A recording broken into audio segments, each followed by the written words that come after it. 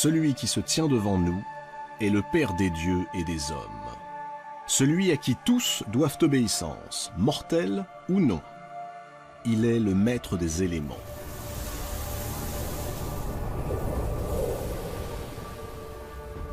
Il préside à tous les phénomènes atmosphériques, aussi bien les vents mauvais que ceux qui apportent la pluie bienfaitrice.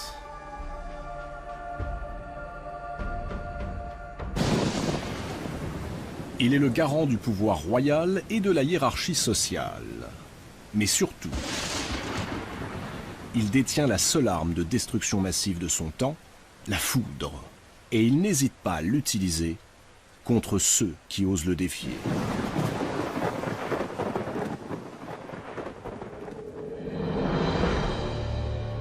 De tous les noms que portent les divinités, le sien est celui qui nous est le plus familier, Zeus. Observez-le. Voyez comme il est majestueux avec sa barbe fournie et sa longue chevelure. Dans une main, le sceptre en bois de cyprès, symbole de sa royauté. Dans l'autre, l'égide dont il se sert pour déclencher les orages. À roi suprême, demeure suprême. Zeus habite la région calme et magnifique qui s'étend au-dessus de l'atmosphère terrestre. Les montagnes sont ses trônes. Mais sa résidence la plus connue se situe sur l'Olympe. C'est là que se trouve son palais, construit par son fils Héphaïstos, le dieu du feu et des forgerons. Pourtant, Zeus n'a pas toujours été ce dieu souverain. Sa naissance lui réservait un tout autre destin.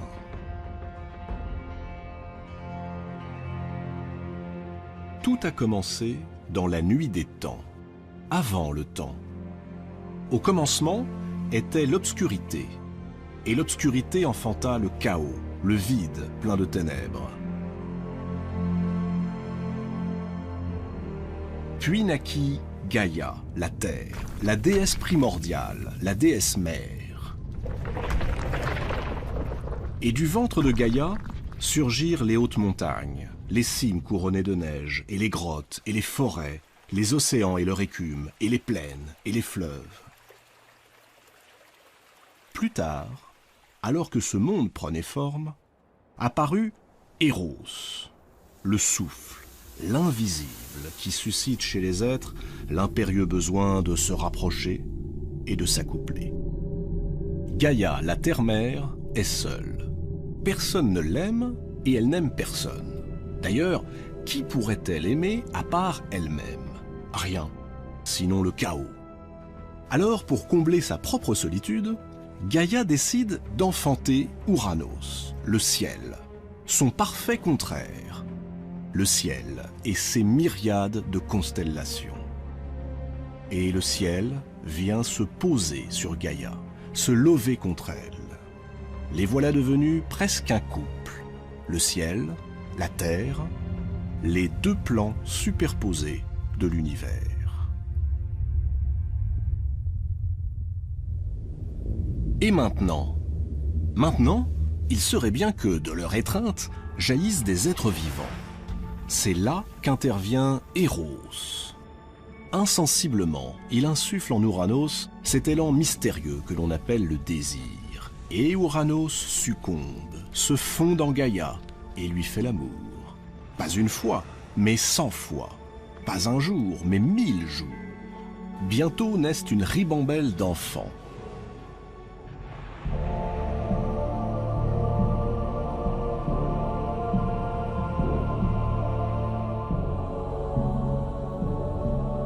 Les 12 premiers s'appelleront les Titans. 6 Titans et 6 Titanides. Ensuite, c'est au tour des Cyclopes, appelés ainsi parce qu'ils n'ont qu'un œil au milieu du front. Puis viennent les Hécatonchires, dont le nom signifie ceux qui ont 100 bras. D'ailleurs, ils n'ont pas que 100 bras, ils ont aussi 50 têtes qui crachent le feu. Enfin, Gaïa accouche des géants, des monstres d'une taille énorme et d'un aspect redoutable.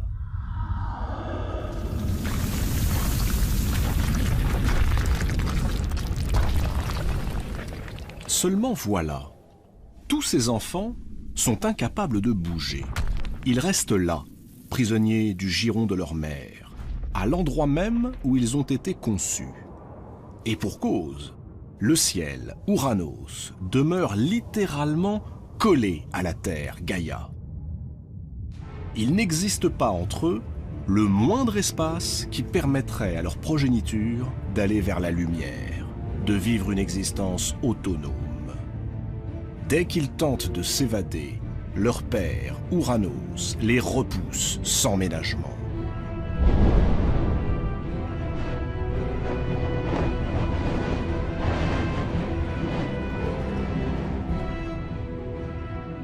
Alors, emplis de frustration, les titans se défoulent sur leur mère.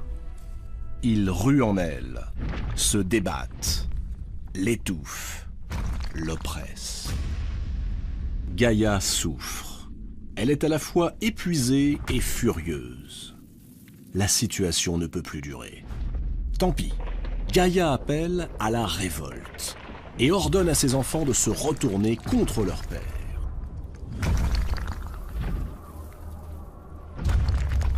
Personne ne bouge. Personne, sauf le plus jeune des titans, Cronos. Cronos accepte de livrer bataille et sa mère va l'aider. À l'insu d'Ouranos, Gaïa fabrique en secret une faucille de silex et la confie à son fils. Il ne reste plus qu'à guetter le moment propice. Il ne tarde pas. Ouranos, toujours en demande, vient faire l'amour à Gaïa. À peine la pénètre-t-il que Cronos saisit le sexe de son père de la main gauche, le tranche d'un coup sec et le jette dans la mer.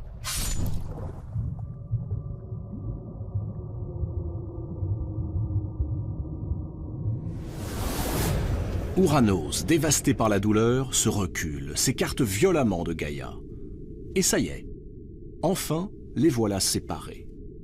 Dès cet instant, Ouranos, le ciel, se fixe tout en haut du monde pour n'en plus bouger. Les titans, les cyclopes, les géants, libérés, peuvent abandonner le giron de leur mère.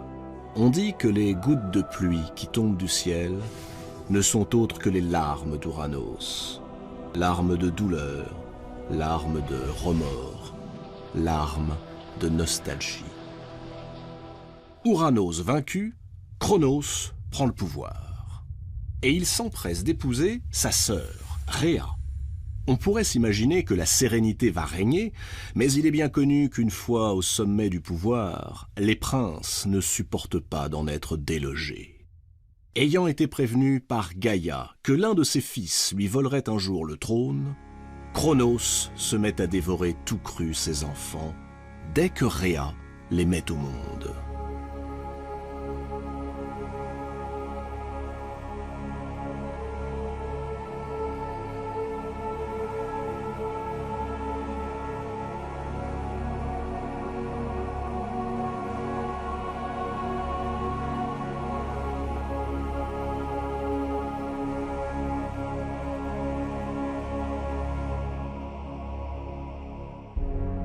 Désespérée, l'infortunée déesse n'a plus d'autre choix que de tenter d'échapper à la folie meurtrière de son époux.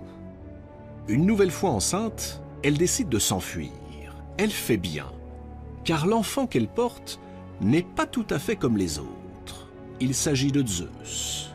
Il est hors de question qu'il soit assassiné. Rhea fuit donc.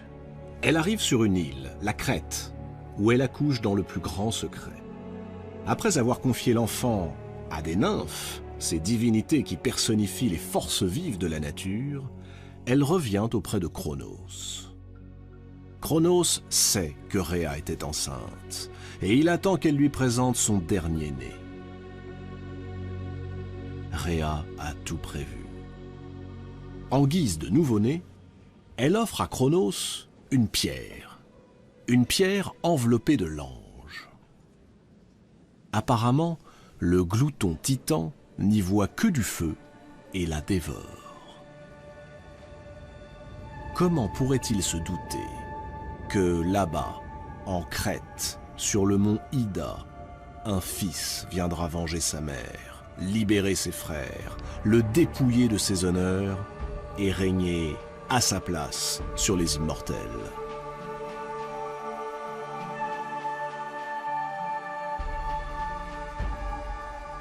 Dans les montagnes crétoises, Zeus grandit sous le regard protecteur de sa grand-mère, Gaïa, la terre-mère, et des nymphes. Il est nourri d'ambroisie et de nectar que lui apportent les colombes et les aigles. Il savoure de délicats rayons de miel que les abeilles distillent exprès pour lui.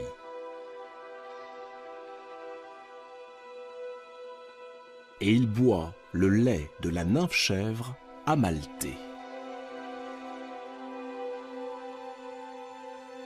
Une fois devenu maître de l'univers, Zeus n'oubliera pas ses bienfaitrices. Amalthée sera hissée parmi les étoiles et deviendra la constellation du Capricorne. Il lui empruntera une de ses cornes et la donnera aux nymphes qui l'ont élevée. C'est la célèbre corne d'abondance, celle qui ne se vide jamais de ce que son possesseur souhaite boire et manger.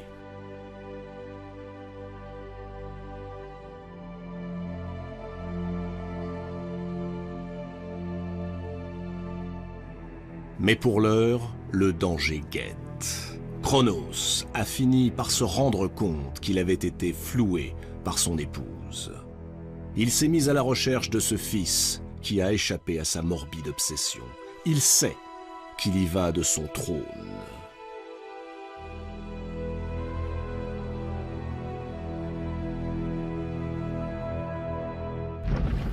Cronos fouille, il soulève les monts et les collines, il scrute les mers, mais ne trouve rien. Et pour cause, on a caché le berceau du petit Zeus dans une caverne du mont Ida. Et devant l'entrée, de curieuses créatures ont été postées, les curettes. Qui sont-ils? De turbulents démons. Ils ont reçu l'ordre de se livrer à des danses guerrières en entrechoquant leurs lances et leurs boucliers afin de couvrir les vagissements du jeune dieu, que son père ne doit surtout pas entendre. Les années passent. Zeus grandit. Et plus il grandit, plus il songe à se venger de ce père indigne, dont sa mère lui a raconté les effroyables agissements.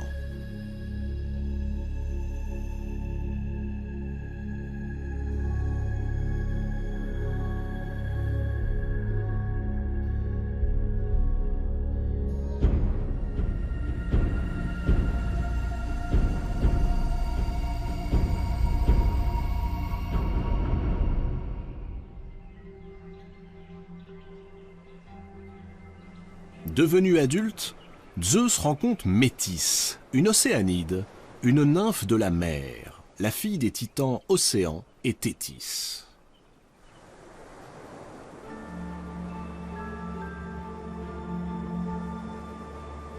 Métis est la déesse de la prudence, mais aussi la déesse de la ruse.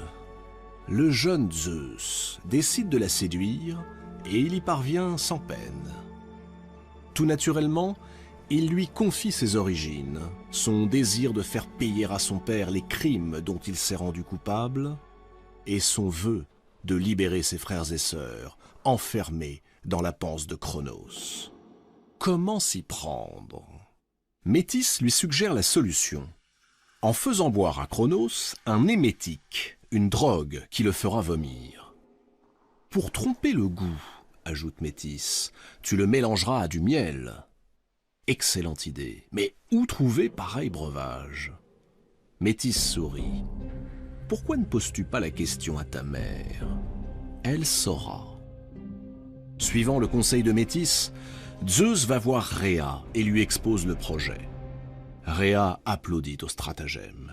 Elle compose la drogue et la confie à son fils, après l'avoir introduit à la cour de Cronos comme échanson, ce jeune garçon chargé d'offrir à boire aux dieux.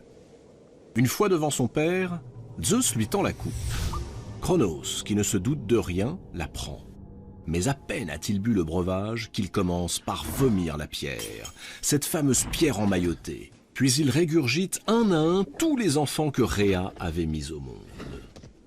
Furieux d'avoir été dupé et bien déterminé à conserver son trône, Cronos décide de faire rendre gorge à son fils. Il rallie à lui tous les titans, ses frères et sœurs.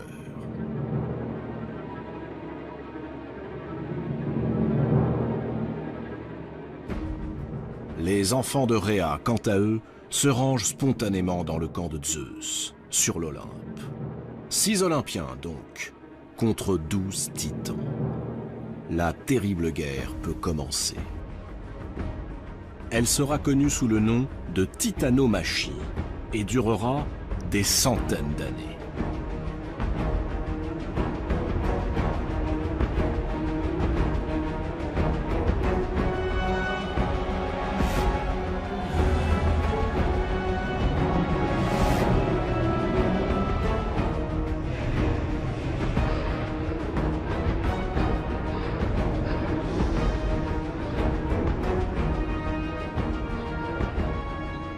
Alors que l'issue de la lutte paraît incertaine, Gaïa, cette grand-mère à la fois sombre et lumineuse, muette et parfois loquace, Gaïa explique à Zeus que pour l'emporter, il est indispensable qu'il rallie des forces qui sont de la même génération que les titans, les cyclopes. Les cyclopes étant des divinités primordiales, ils possèdent encore en eux toute la brutalité, toute la violence inhérente aux premières créations. De plus, précise Gaïa, les cyclopes apporteront à Zeus l'arme absolue, le tonnerre, la foudre et l'éclair. Mais pour l'heure, ils croupissent au fin fond du Tartare, la partie la plus reculée, la plus terrible des enfers. C'est là-bas que Cronos les a jetés.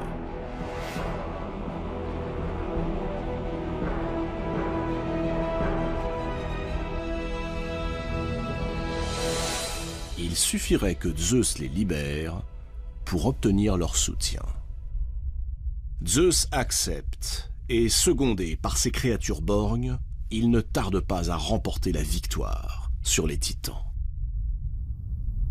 Serait-ce enfin la paix? Non. Car Gaïa, qui avait pourtant aidé son petit-fils à prendre le pouvoir, lui reproche à présent d'en avoir définitivement écarté ses propres enfants, les titans. Aussi lance-t-elle contre Zeus les géants, ces créatures réputées invincibles. Et une nouvelle guerre commence. Une nouvelle guerre, appelée cette fois la gigantomachie, et qui durera bien après l'arrivée des mortels sur Terre.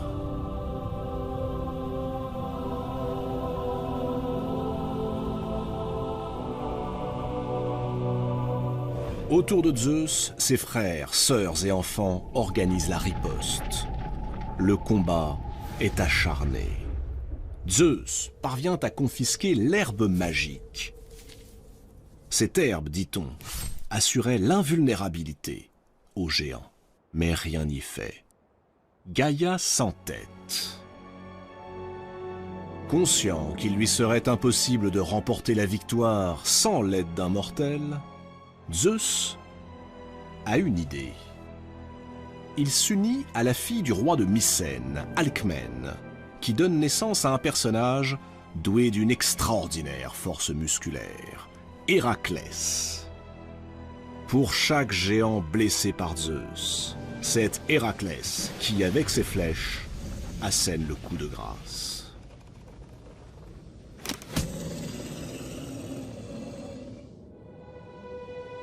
Une fois encore, Zeus l'emporte sur ses ennemis.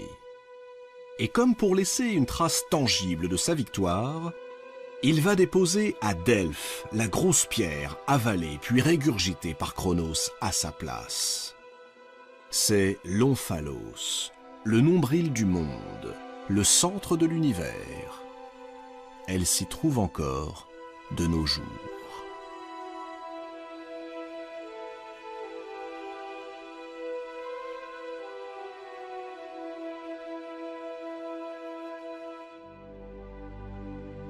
On pourrait penser qu'à présent, tout est réglé.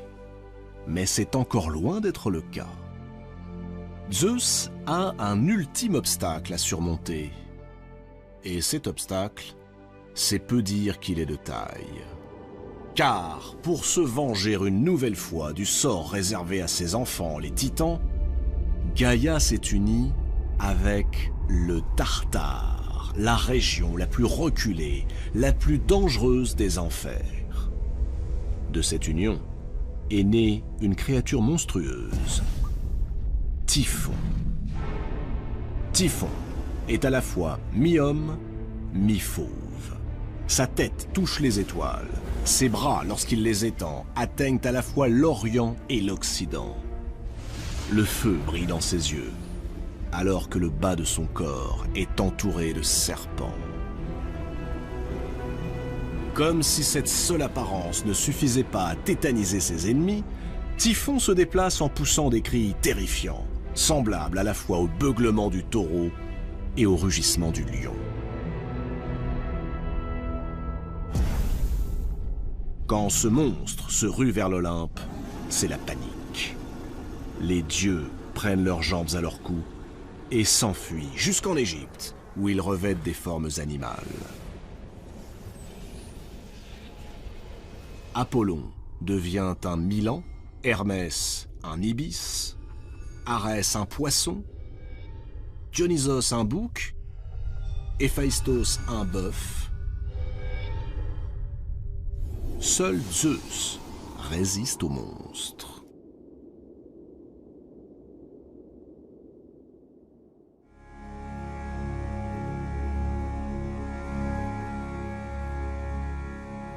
Cette fuite en Égypte aura pour conséquence inattendue un entrelacement des divinités grecques et égyptiennes. Typhon sera identifié à Seth, le frère ennemi d'Osiris. Zeus sera assimilé à Horus. Dionysos deviendra Osiris, Déméter, Isis, etc. Surprenant brassage de deux mondes que rien, a priori, n'aurait dû rapprocher. Mais revenons au combat que livre notre héros, Zeus, contre Typhon. Il fut bref et sans appel. Alors que Typhon cherchait Zeus à travers la mer de Sicile, ce dernier souleva le mont Etna et le projeta sur son ennemi. Typhon enterré sous l'Etna, l'autorité de Zeus est enfin incontestable.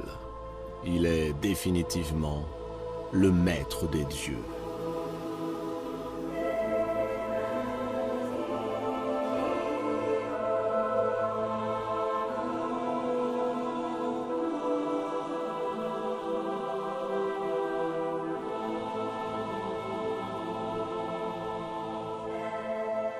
Maintenant, l'heure est venue de partager l'univers. Zeus s'octroie le pouvoir suprême et choisit pour résidence le royaume du ciel. Poséidon, son frère aîné, est promu maître des mers. Hadès, son autre frère, reçoit, lui, les clés du royaume souterrain avec le pouvoir de régner sur les puissances infernales. Nous sommes désormais devant un univers hiérarchisé, organisé. À son sommet règne l'ordonnateur du monde issu du chaos.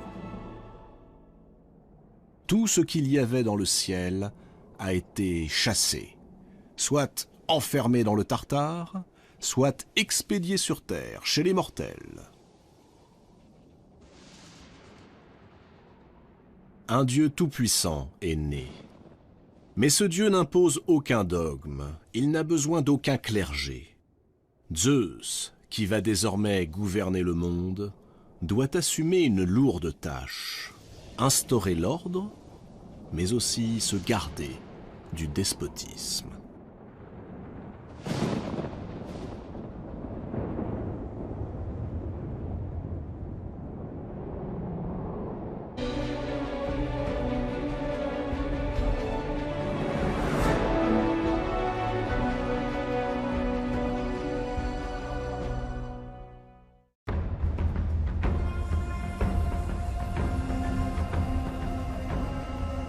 Zeus est le maître du monde. Il a brisé ses adversaires, même les plus redoutables. Il a vengé sa mère et remporté toutes les guerres. Il règne sans partage, tant sur les mortels que sur l'assemblée des dieux. À son grand conseil, ils sont 12. 12 dieux et déesses. Les dieux de l'Olympe. Mais après avoir conquis le pouvoir, Zeus s'est retrouvé devant un univers sans dessus-dessous, entièrement fracassé. Il a dû en quelque sorte refaçonner le monde, instituer une forme de souveraineté plus mesurée, plus équilibrée. Mais le pouvoir peut-il s'exercer sans cette fièvre qui consume autant le cœur que les corps ? Disons-le d'emblée, Zeus adore séduire. Et c'est précisément en collectionnant les épouses et les maîtresses qu'il va renforcer son propre pouvoir. Zeus se dote des vertus de chacune de ses conquêtes.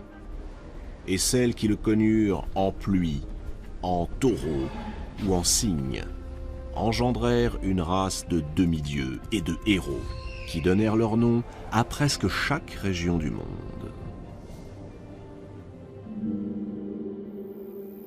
Les amours de Zeus ne sont donc pas seulement des amours galantes. À travers ses passions, le maître de l'Olympe impose indirectement sa loi. Une loi qui passe par l'instauration de règles et de normes qu'il est interdit de transgresser, sous peine de subir un châtiment terrible. D'une certaine façon, Zeus associe l'amour et l'ordre. D'abord, il y eut Métis. Une belle océanide, Métis. Elle incarne la prudence, mais aussi la ruse. Par ses précieux conseils, dans les premiers temps du monde, elle avait permis à Zeus de venger sa mère et de sauver ses frères et sœurs. Alors, est-ce pour lui manifester sa gratitude que le maître de l'Olympe lui demande sa main? La reconnaissance n'est pas le fort des puissants, non. Métis lui plaît. Elle lui plaît même beaucoup. Comment résister à une demande en mariage lorsqu'elle est faite par le roi des dieux? La jeune nymphe est flattée, sensible à l'honneur qui lui est fait. Elle dit oui. Et le couple convole en justes noces. Aucun nuage ne vient assombrir leur idylle. Jusqu'au jour où un oracle apprend à Zeus qu'après lui avoir donné une fille, son épouse lui donnera un garçon, et que plus tard, ce garçon le détrônera, comme lui-même avait détrôné son père, Cronos. On imagine l'émoi du roi des dieux. Alors, pour éviter qu'un tel scénario ne se reproduise, dès que Métis lui annonce qu'elle est enceinte, Zeus lui propose un concours pour le moins original. Il la met au défi de se métamorphoser mieux qu'il ne le ferait lui-même. Les métamorphoses sont un jeu courant chez les dieux qui possèdent ce pouvoir de changer de forme au gré de leurs désirs. Métis, pourtant symbole de la prudence, ne se méfie pas. Elle se lance allègrement dans une série de métamorphoses. La voici tour à tour lionne, sanglier, flamme ou encore mouche. Zeus la félicite. C'est bien, mais serais-tu capable de te faire encore plus petite? Prise au jeu, Métis se change à nouveau, et cette fois en goutte d'eau. Zeus applaudit et s'empresse de l'avaler. Mais on n'engloutit pas la déesse de la ruse sans s'attirer de sérieux ennuis. Quelque temps plus tard, Zeus est pris d'un mal de tête si soudain, si violent qu'il lui semble que son crâne va éclater. Affolé, son fils Héphaïstos, dieu des forgerons, accourt. Armé d'une double masse, il assène un grand coup sur le crâne de son père. Miracle! De la tête fendue du roi des dieux surgit la fille que portait Métis, Athéna. Athéna, déesse de la guerre, protectrice des cités. Elle apparaît dans toute sa splendeur, avec son casque et sa lance, déjà prête pour la bataille.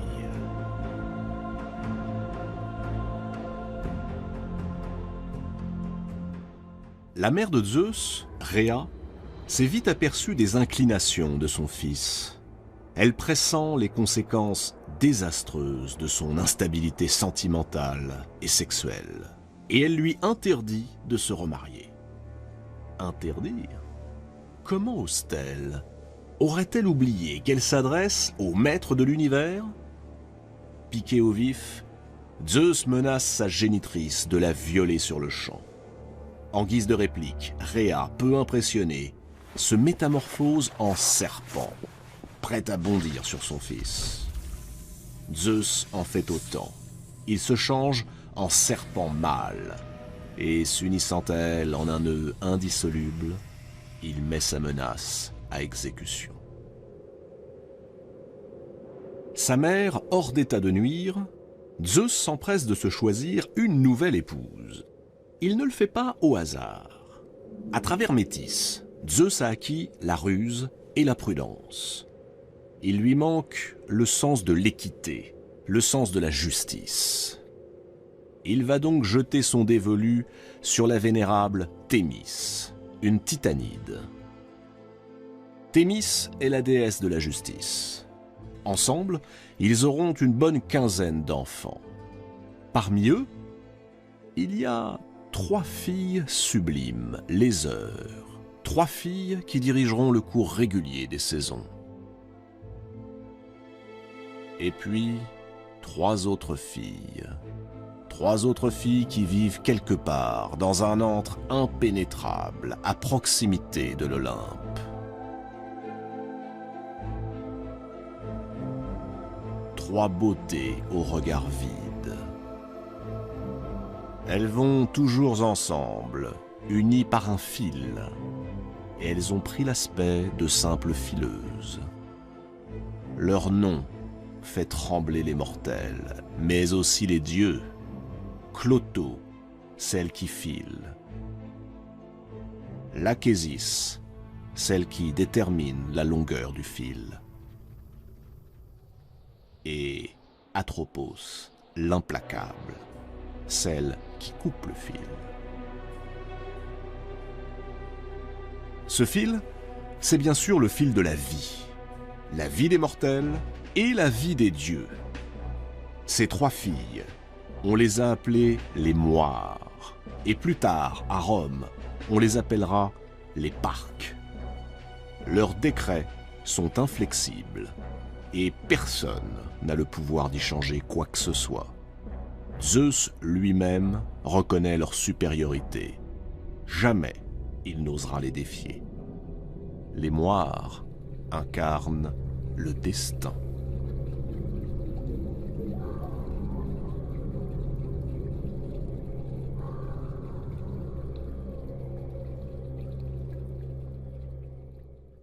Assez rapidement, Zeus répudie Thémis, tout en la gardant auprès de lui comme une sorte de conseillère. Zeus possède donc déjà la prudence, la ruse et la justice. Mais qu'est-ce qu'un roi sans reine? Cette reine, Zeus va la choisir dans sa propre famille.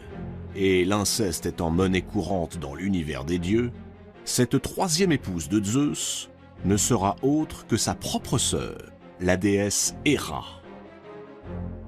Violente et irascible, jalouse également. Frères et sœurs s'unissent dans le secret sur l'île de Samos. En fait, avec Héra, Zeus fut pris à son propre piège, car Héra a commencé par refuser ses avances. Après avoir tenté à plusieurs reprises de la séduire, en vain, Zeus prend l'apparence d'un jeune oiseau tombé du nid et grelottant de froid. Émue, Héra recueille le petit animal, le prend contre elle et commence à le réchauffer. C'est le moment que choisit Zeus pour reprendre forme et tenter d'abuser d'elle. Loin de se démonter, Héra déclare qu'elle serait prête à se donner à Zeus, mais à la condition qu'il promette de l'épouser. Zeus, tout à son désir, accepte. Et la belle déesse se charge rapidement de lui rappeler son serment. Il faut dire qu'Héra ne manque pas d'atouts, même si sa beauté, dont elle prend grand soin, est un peu stricte.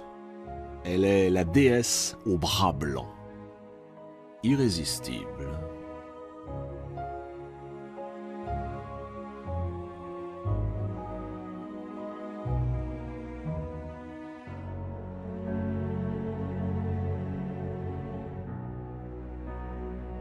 Ce mariage quelque peu forcé et la beauté de son épouse n'empêcheront pas Zeus de poursuivre sa quête amoureuse, mais toujours dans un but précis. Il est maître de l'univers et cherche à renforcer ses liens avec les différents éléments naturels. L'eau et les océans, par exemple. Où a-t-il croisé Eurynomée, la fille aînée d'Océan ? Peu importe.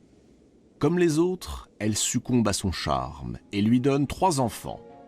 Ce sont les fameuses grâces, les 3 grâces, qui personnifient la joie de vivre, présentée comme un don des dieux.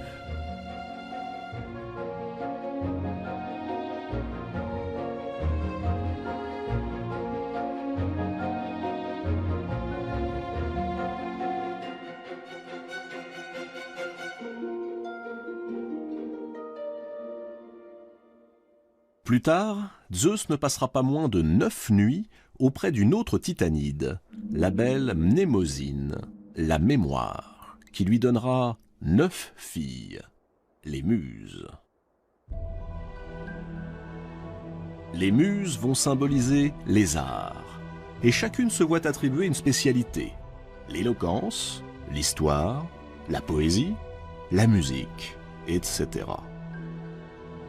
Les muses partagent leur temps entre l'Olympe, à chanter aux dieux leurs exploits, et le mont Hélicon, où coule, dit-on, une source qui souffle l'inspiration aux poètes.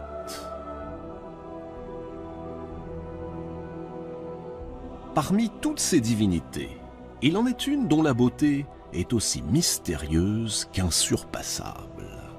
C'est la déesse de la nuit, Leto. Depuis toujours, Zeus la désire. Et il a envie d'un garçon. Il veut un garçon magnifique, un enfant qui serait le dieu de la lumière solaire, le dieu de la musique et de la poésie. C'est la déesse de la nuit qui le lui donnera. A-t-il oublié Héra, son épouse, aussi jalouse que revancharde? Leto est une maîtresse que Zeus honore régulièrement. La voilà bientôt enceinte de jumeaux. Mais la reine de l'Olympe, exaspérée par cette nouvelle incartade de Zeus, lance à la poursuite de la malheureuse Leto un monstre surgi des profondeurs de la terre, le serpent Python. Héra décrète en outre que jamais Leto ne devra trouver de repos là où brille le soleil. Voilà donc la malheureuse obligée d'errer à travers la Grèce, jusqu'à ce que, saisie déjà par les premières douleurs, elle atteigne une petite île de la mer Égée qui veut bien lui donner asile.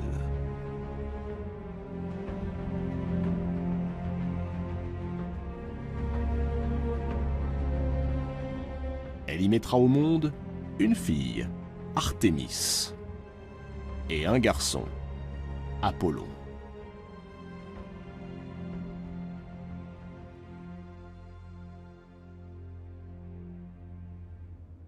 Mais les déesses ne sont pas les seules dont Zeus tombe amoureux.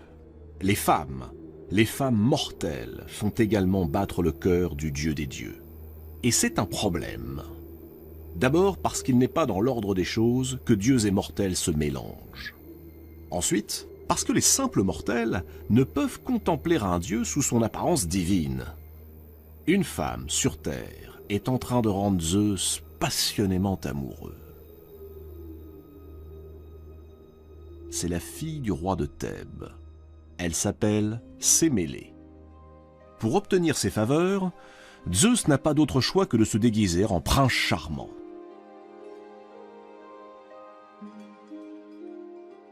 Cette apparence est la seule qui rend la vue des dieux supportable aux humains. Le problème, c'est que notre coureur de jupons est toujours marié avec Héra. Et celle-ci voit d'un très mauvais œil cette nouvelle liaison qui se noue entre Sémélé et son époux.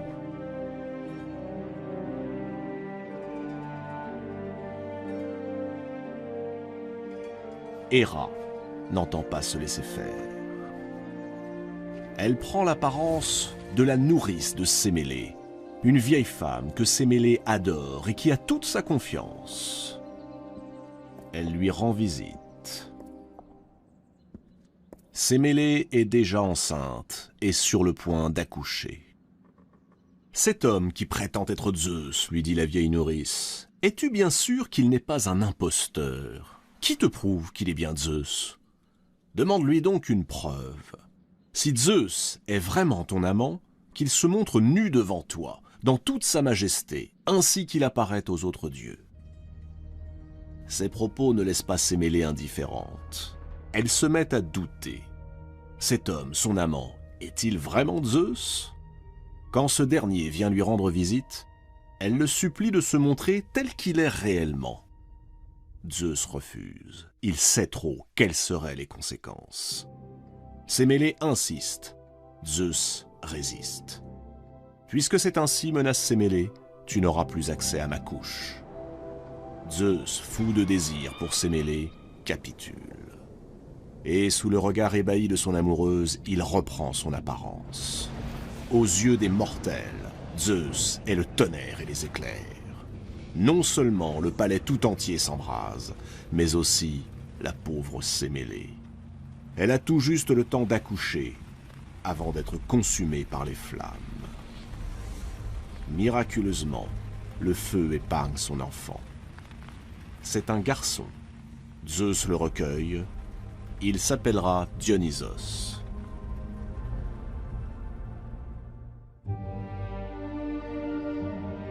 Zeus ne peut donc s'unir aux mortels qu'en recourant à d'incroyables stratagèmes.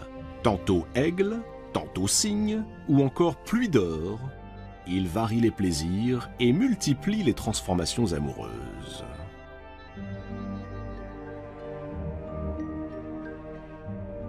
Quand il aperçoit une superbe jeune femme qui joue sur la plage, Zeus s'enflamme à nouveau. C'est une princesse, la fille d'un roi sur la côte asiatique. Comment l'approcher? Elle mène son troupeau au pâturage. Zeus prend alors l'aspect d'un taureau éblouissant, à la robe couleur de neige, aux muscles du cou saillants, pourvu de cornes plus diaphanes qu'un diamant d'eau pure. Il est tellement attrayant que la belle s'approche pour le caresser. Le taureau, docile, pose son mufle chaud sur son sein, puis se couche à ses pieds. Alors la princesse s'enhardit. Malgré les protestations de ses servantes, elle grimpe sur le dos de l'animal, qui aussitôt se redresse et s'élance vers le rivage. Il galope à toute vitesse au-dessus de la mer et entraîne la malheureuse jusqu'en Crète.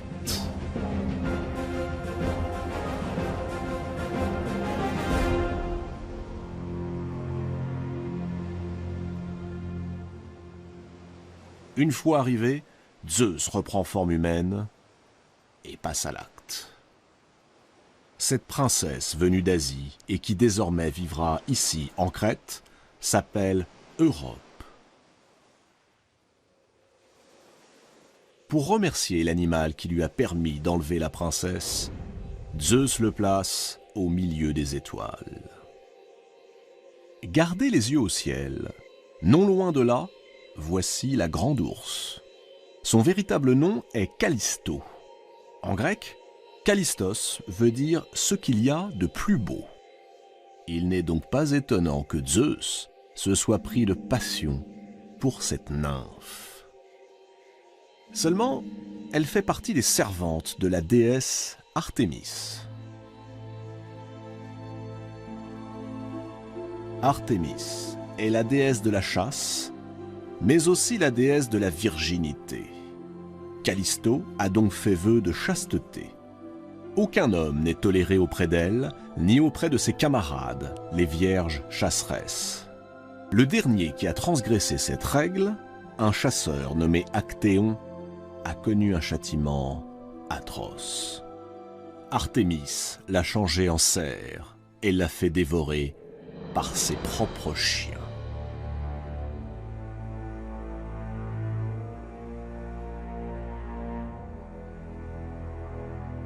Zeus est bien conscient du danger. Il se demande comment il pourrait s'y prendre. De qui Callisto ne se méfierait jamais? De la déesse qu'elle sert, bien sûr, Artémis elle-même. C'est sous les traits de la chasseresse qu'il se présente, à l'élu de son cœur. Il est là, ou plutôt elle. Callisto ne voit que sa maîtresse, qui lui fait les yeux doux et la couvre de caresses voluptueuses. Le corps de Callisto frémit et s'abandonne. Les mois passent. Callisto, stupéfaite, voit son ventre s'arrondir. Comment est-ce possible? Enceinte d'une femme? Callisto ne tarde pas à comprendre qu'elle a été dupée par Zeus. Mais si par malheur Artémis s'en rend compte, c'en est fini d'elle. Terrifiée, elle tente par tous les moyens de dissimuler sa grossesse. Elle se cache, elle porte des vêtements de plus en plus amples, jusqu'au jour où, se baignant dans une rivière, Artémis, la vraie, découvre toute la vérité. Callisto a failli. Peu importe qu'elle ait succombé par la faute d'un dieu ou d'un mortel, elle doit être châtiée.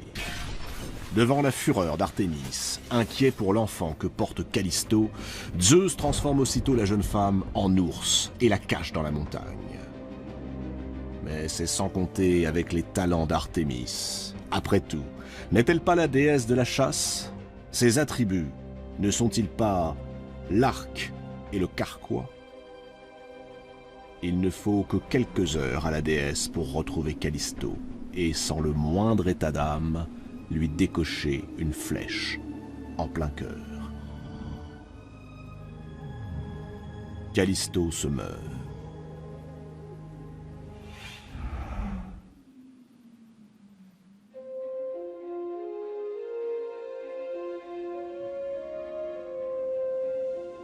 Alors Hermès, le fidèle Hermès, le messager des dieux, dépêché par Zeus, s'empresse de sauver l'enfant que portait Callisto. C'est un garçon, Arcas. Il sera roi d'Arcadie. Et la pauvre Callisto? Zeus ne l'oublie pas. Il récupère son corps, le dépose dans le ciel. Ce sera la grande ours.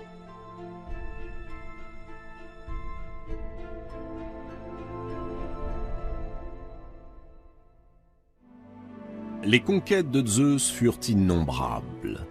Chez les déesses, Zeus a cherché les vertus qui lui manquaient. Mais il a aussi passé son temps à chercher la beauté, la seule et simple beauté, pour le plaisir, partout où elle se trouvait, chez les déesses ou chez les mortels.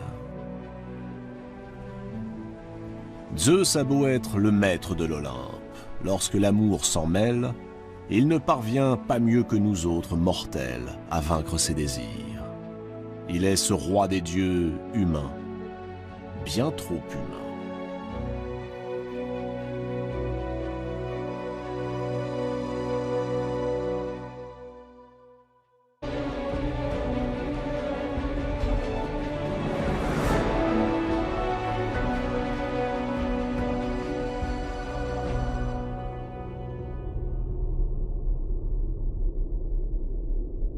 Quelle est cette silhouette qui s'introduit dans l'Olympe, le palais du roi des dieux?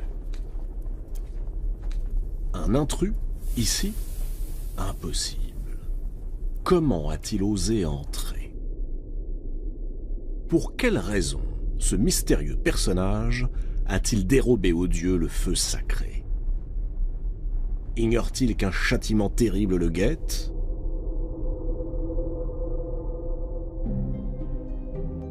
Tout a commencé il y a bien longtemps. Souvenez-vous. Au début des temps était le chaos. Puis vint Gaïa, la terre-mère.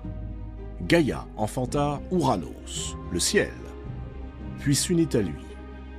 Et de leur étreinte naquirent les titans, les cyclopes et les hécatonchires. Parmi les titans se trouve Japet. Japet s'est choisi une épouse, Clymène. Ensemble, ils ont 4 enfants. Atlas, Ménoétios, Épiméthée et celui qui est au cœur de cette histoire, Prométhée. À la différence de son frère Épiméthée, dont le nom signifie celui qui réfléchit après coup, Prométhée est le prévoyant, celui qui pressent les événements avant qu'ils ne surviennent. Cette qualité rare va lui être d'une grande utilité.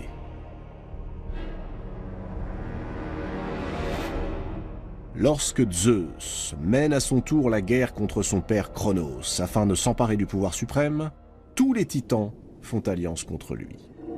Tous? Non. Il en manque un. C'est Prométhée. Son nom ne signifie-t-il pas celui qui pense avant d'agir? Prométhée a prévu que c'est Zeus qui sortirait vainqueur de ce conflit. Alors, tout naturellement, il propose ses services au futur roi de l'Olympe et persuade son frère Épiméthée d'en faire autant. Dans cet embrasement qui s'annonce, Prométhée apporte au jeune Zeus ce qui lui manque, la force, l'astuce et la ruse propres à la génération des titans. La terrible guerre commence, la titanomachie. Comme Prométhée l'avait pressenti, Zeus l'emporte, et le monde entre dans une période apaisée. Fini les combats, les prouesses et les actions d'éclat. Désormais, les jours succèdent aux jours et se ressemblent. Et dans ce calme trop parfait, les dieux commencent à s'ennuyer. Plus de guerre, personne à rendre heureux ni à faire souffrir. Rien. Alors, lassé, Zeus se tourne vers son fils Héphaïstos, le dieu des forges, celui qui façonne les armes et les attributs des divinités de l'Olympe. Il lui demande de fabriquer autre chose que tous ces objets stériles, quelque chose d'exceptionnel, d'unique, quelque chose qui pourrait distraire les dieux. Héphaïstos réfléchit. Exceptionnel, unique, facile à dire, mais quoi? Héphaïstos médite longuement, et il lui vient une idée. Il convoque dans son atelier les 12 grands dieux qui résident sur l'Olympe, et leur explique ce qu'il attend d'eux. Mélanger la terre et le feu, ainsi que toutes les substances susceptibles de se combiner. Avec ces éléments primordiaux, ils façonneront des êtres vivants. Certains auront des nageoires, des pattes, des carapaces. On les appellera les animaux. D'autres seront exactement à l'image des dieux. On les appellera les hommes. et il n'y aura que des mâles. Voilà qui peut rompre l'ennui des dieux.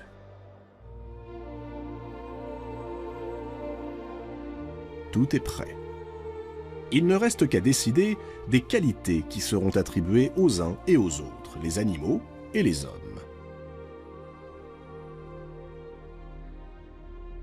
Zeus charge les deux titans, Prométhée et Épiméthée, d'accomplir cette tâche. Épiméthée est plein d'enthousiasme. Il supplie son frère de le laisser faire la distribution. Prométhée, pourtant connu pour sa prévoyance, a la faiblesse d'accepter. Épiméthée se met à l'œuvre.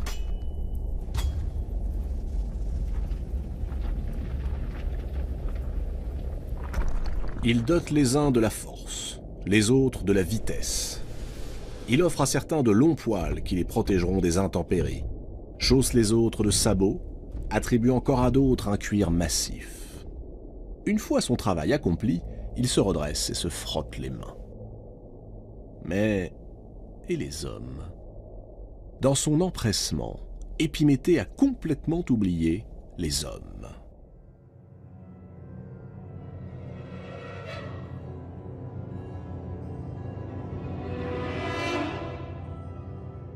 Regardez, les voici devant lui, nus, démunis, vulnérables. Le pire, c'est que, ayant dilapidé toutes les ressources accordées par Zeus, Épiméthée n'a plus aucun moyen de réparer son étourderie. Prométhée décide alors d'aller trouver Zeus. Il lui demande une faveur, que l'on donne aux hommes le moyen de se protéger des bêtes féroces. Et pourquoi pas, le moyen de faire cuire leur nourriture, qu'on leur offre le feu. Zeus accepte. Il frappe le sol de sa foudre et le feu enflamme la cime des arbres. Les hommes n'auront plus qu'à grimper pour le recueillir.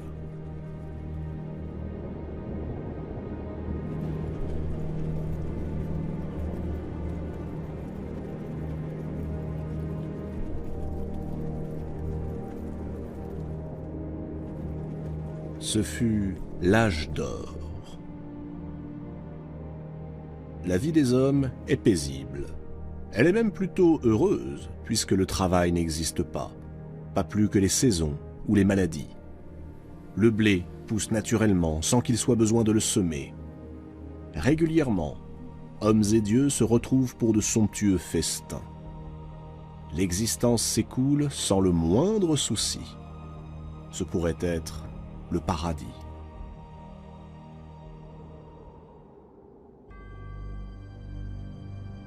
Une seule chose sépare les humains des dieux, l'immortalité.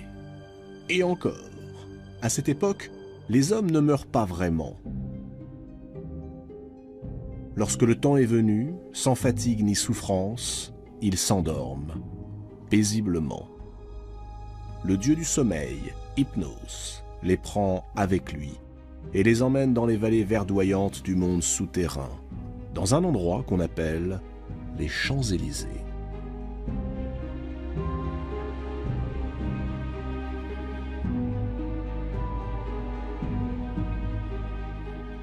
Mais voilà qu'un jour, Zeus est lassé de partager sa vie avec les humains sur un pied d'égalité, de se retrouver assis à la même table qu'eux, de les voir participer aux mêmes assemblées.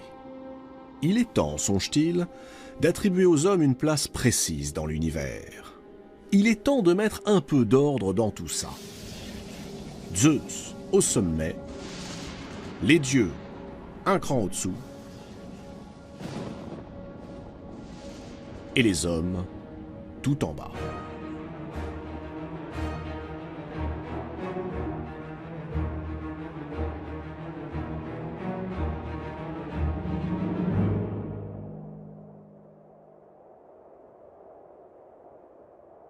Zeus organise alors un grand banquet dans la vaste plaine de Méconée, où il a réuni les hommes et les dieux. Il ordonne qu'un grand bœuf soit sacrifié puis débité en 2 parts. La plus belle part reviendra évidemment aux dieux, l'autre sera donnée aux hommes. Et c'est sur cette expression, la plus belle part, que là, maintenant, va se jouer le sort de l'humanité.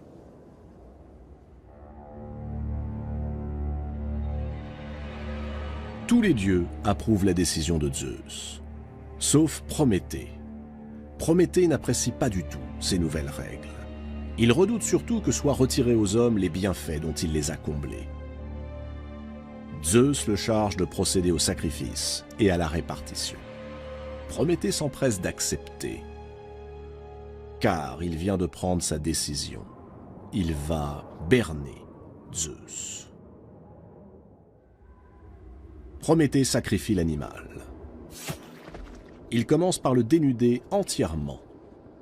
Puis il rassemble les os, uniquement les os, et les recouvre d'une appétissante couche de graisse. L'ensemble prend alors une apparence particulièrement alléchante. Voilà la première part. Elle est immangeable, mais elle semble être la plus belle. Ensuite, Prométhée récupère les viandes, tout ce qui est bon et comestible, mais il les dissimule sous un amoncellement d'os et de peau visqueuse. Cette seconde part a l'air repoussante. Prométhée présente les 2 parts à Zeus. Suivant le choix de ce dernier, se dessinera la frontière entre les hommes et les dieux. Zeus choisit évidemment la part qui lui semble la plus attrayante, celle que Prométhée a recouverte de graisse appétissante. Mais lorsqu'il découvre qu'elle ne contient que des os blancs immangeables, il laisse éclater sa fureur. Puisque c'est ainsi, ce sont les hommes, les protégés de ce roublard de Prométhée, qui vont payer.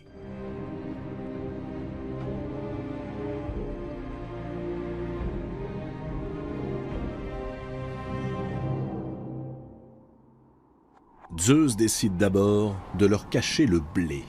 Ce blé qui jusqu'à présent poussait naturellement, sans qu'on eût besoin de labourer ou de semer. Les humains seront donc contraints de travailler pour se nourrir et pour survivre. Puis, le maître de l'Olympe confisque le feu. La punition est terrible. Sans le feu, impossible de cuire les aliments pour se nourrir. Impossible de s'éclairer quand la nuit recouvre la terre. Impossible de se réchauffer pendant les froides journées d'hiver. Impossible également de se défendre contre les bêtes féroces. Prométhée se précipite chez Athéna. Athéna est la grande déesse olympienne. C'est aussi la fille de Zeus. Elle aime bien Prométhée. Auprès d'elle, il plaide la cause des hommes, châtiés pour une faute qu'ils n'ont pas commise. La déesse est émue par Prométhée. Et c'est sans doute pourquoi, lorsque celui-ci la supplie de le faire entrer secrètement dans l'Olympe, elle accepte.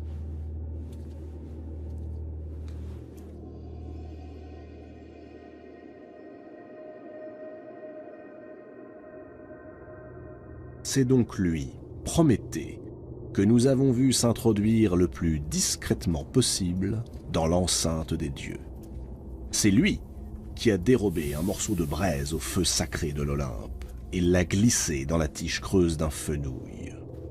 Lui, Prométhée, va offrir le feu aux hommes. Ce nouveau défi au roi de l'Olympe ne peut rester impuni.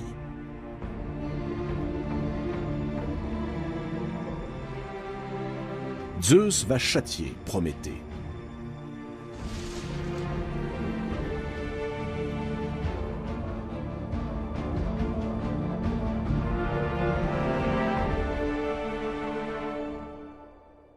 Il convoque à nouveau son fils Héphaïstos. Héphaïstos et les dieux n'avaient créé que des mâles. Zeus lui intime l'ordre de forger une femme. Une femme en argile. Une femme à l'image des déesses.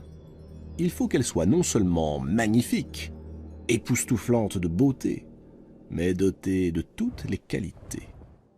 Aphrodite lui confère la grâce, Athéna la part des plus beaux vêtements, les heures la couronne de fleurs, les grâces ornent son cou de colliers. Quant à Hermès, sur l'ordre de Zeus, il glisse en elle un esprit menteur, manipulateur. Un appétit pour les choses du sexe jamais rassasié, et surtout, ceci, la curiosité.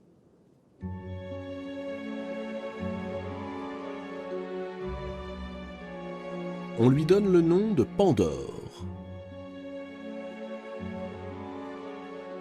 Pandore, ce qui signifie don de tous les dieux. La fatale merveille est maintenant prête. D'un souffle, Zeus lui donne la vie. Pandore est bien la première femme, l'ancêtre de toutes les femmes.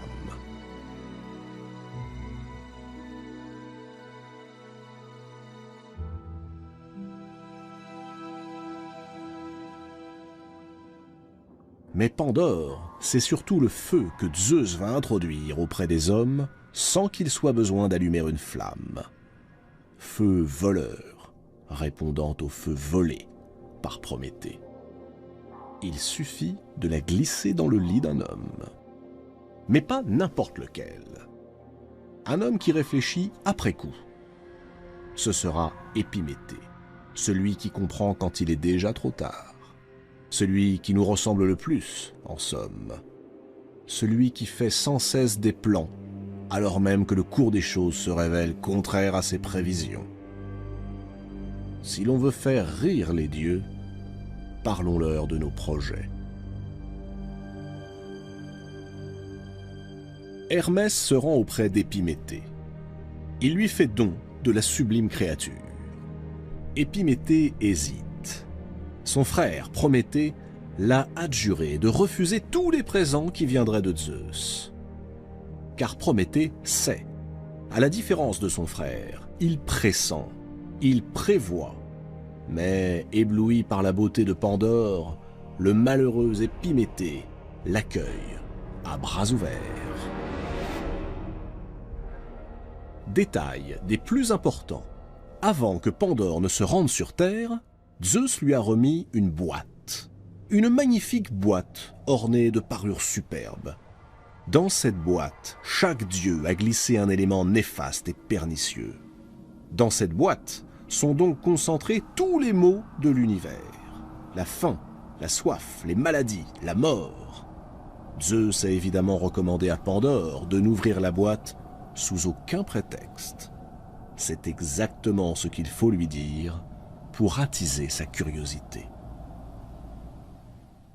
Le soir même de ses noces avec Épiméthée, ne pouvant plus résister à la terrible tentation de savoir ce que contient la boîte, Pandore se glisse hors du lit et soulève le couvercle. Aussitôt jaillissent tous les malheurs, toutes les misères du monde, tout ce qui affligera la vie des humains jusqu'à la fin des temps. Et Zeus a rendu ces mots invisibles, silencieux, de sorte qu'ils puissent frapper les hommes à l'improviste et que ces derniers n'aient pas le temps de trouver la parade. Mais plus grave encore, le mal se mêle aux bienfaits dont les dieux avaient jadis comblé les hommes, de sorte qu'on ne peut plus désormais le reconnaître ni l'identifier. Épouvanté, Pandore referme aussitôt le couvercle de la boîte. Mais c'est trop tard. Prométhée avait trompé Zeus en faisant l'apparence des choses contraires à leur intérieur. Les os blancs masqués par la graisse, le vol du feu caché dans la tige d'un fenouil. Eh bien Pandore est la réponse du roi des dieux à cette inversion des choses. Il a caché, sous l'allure magnifique de Pandore, les pires fléaux.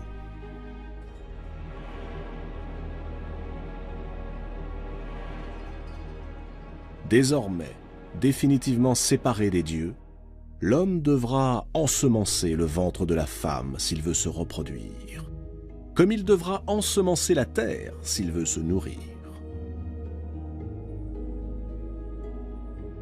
Le bien et le mal sont mêlés à jamais.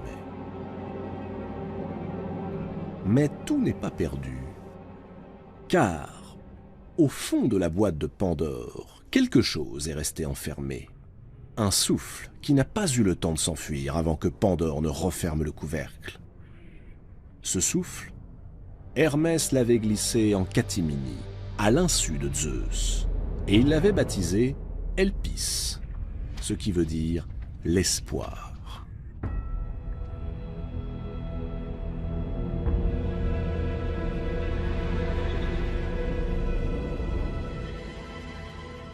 Ainsi, dans les pires tragédies, les humains continueront-ils de croire et d'espérer.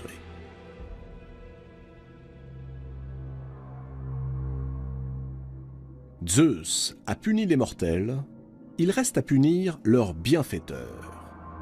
Ce sera de la plus cruelle des manières. Zeus veut faire un exemple.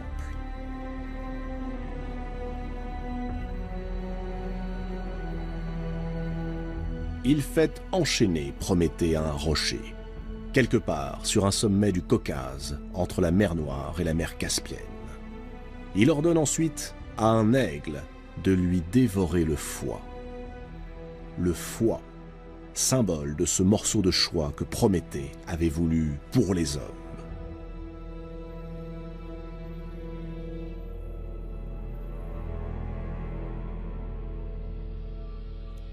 Chaque jour, l'aigle dévore le foie de Prométhée. Et pour que le supplice soit encore plus terrible, chaque nuit, alors que Prométhée agonise, son foie se régénère.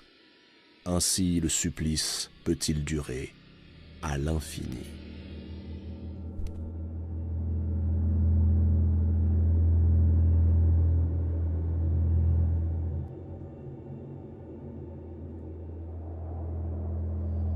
Prométhée accepte la sentence de Zeus. Au lieu de geindre, au lieu de se plaindre, il continue de défier son bourreau. En vérité, Prométhée détient un secret.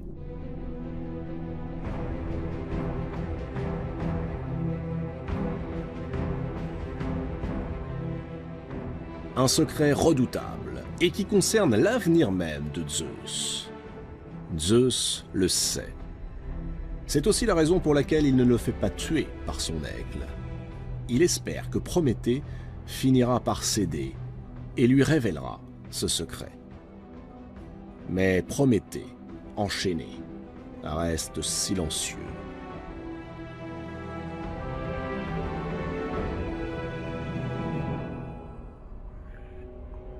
Si Zeus veut savoir, il devra d'abord le libérer.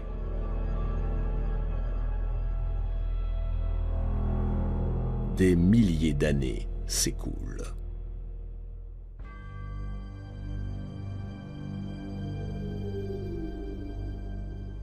Sur Terre, dieux, demi-dieux et même simples mortels ont accompli de grands exploits. Et chaque fois, Zeus a pu sauver son trône quand il était menacé. Mais il lui faut savoir quel secret le concernant Prométhée refuse de lui livrer. Alors, le maître de l'Olympe finit par plier. Il envoie le plus puissant de tous ses fils mortels libérer Prométhée. Héraclès tue l'aigle d'une flèche en plein cœur et il rompt les chaînes de Prométhée. Le Titan honore sa promesse et révèle à Zeus le secret dont il est détenteur.